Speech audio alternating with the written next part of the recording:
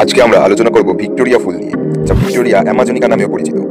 একটি বিশালাকার জলজ উদ্ভিদ, এটি বিশ্বের বৃহত্তম জলজ ফুলের একটি এবং এটি আমাজন নদী অববাহিকায় পাওয়া যায়। ভিক্টোরিয়া ফুলের পাতা প্রায় 3 মিটার পর্যন্ত ব্যাস হতে পারে। এটি এতটাই বড় যে এটি একটি ছোট বাচ্চার ওজন বহন করতে পারে যদি ওজন সমানভাবে বিতরণ করা হয়।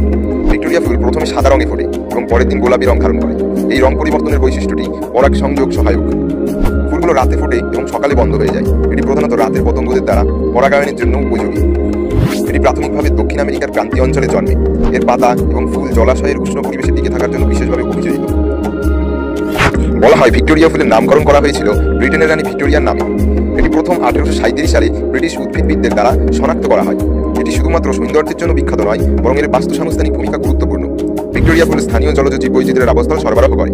ভিক্টোরিয়া ফুল প্রকৃতির এক চমৎকার নিদর্শন এবং এটি বিশ্বজুড়ে উদ্ভিদ প্রেমীদের মুগ্ধ করে। এরকম আরও গুরুত্বপূর্ণ ভিডিও পেতে আমাদের চ্যানেলটি সাবস্ক্রাইব করুন।